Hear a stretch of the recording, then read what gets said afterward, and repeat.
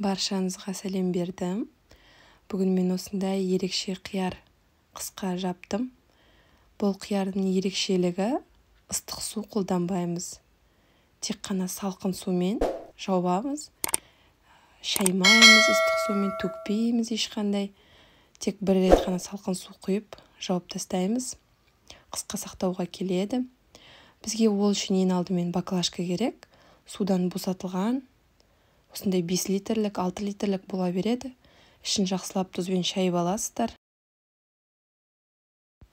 Бізге ол үшін қажет өнімдер: аскөк, укроп, ақжелкек, хрен, қызыл бұрыш, менде мына смородина, қарақаттың және вишняның жапырақ талдары, қара бұрыш,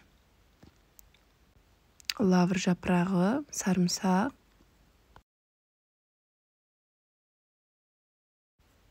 тұз қосамыз.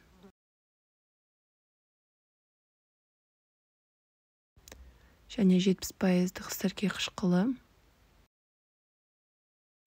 Сосын әрине қияр. Осылардың барлығын қазір баклажканың ішіне жайменен рет-ретімен саламыз. Барлығын жақсылап тұрып, қайта-қайта шайып жуып аласыз. Қиярды алдын ала 2-3 сағат салқын суға салып алдым. Салмасаңыздар да болады, егер свежий қияр болса, балғын қияр болса. Қиярымды, егер сізде ұсақ қияр болса, бұлай турап керек емес. Менде қиярлар кішкене ірі, баклажканың аузына сиятындай қылып турап алдым. Міне рет-ретімен барлығын салып шығамыз.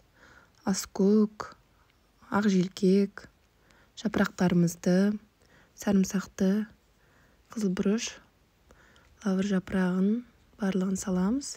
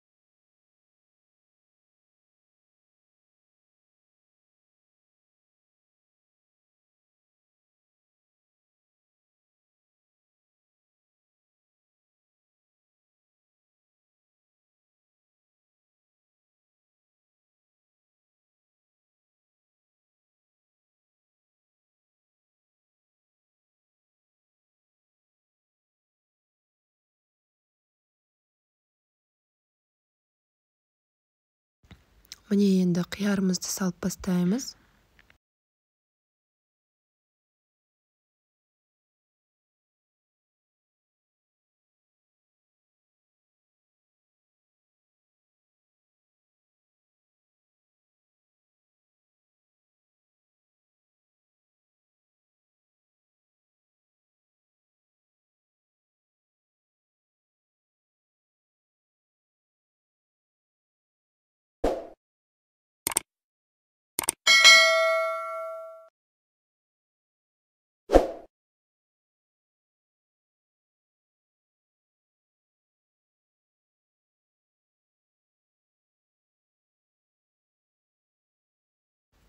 Қиярымыздың барлығын салып болған соңында қызыл бұрыш пен аскөкті, укропты салып жібереміз.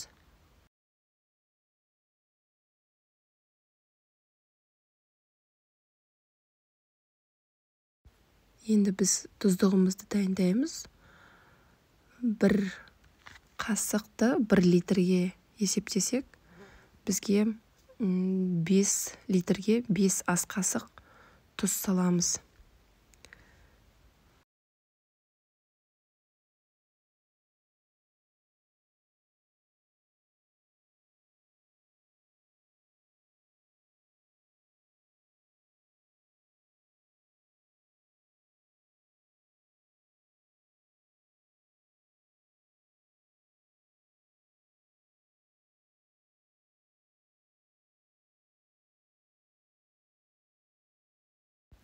Салқын суды құямыз.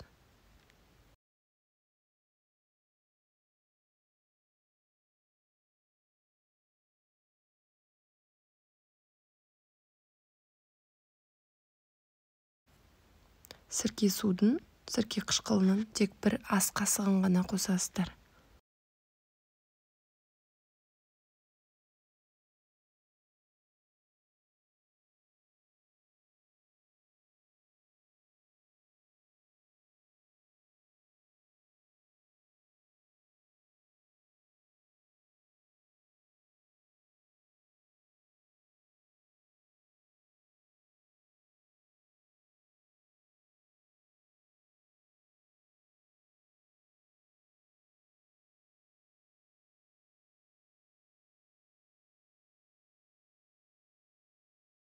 Міне біздің қиярымыз дайын.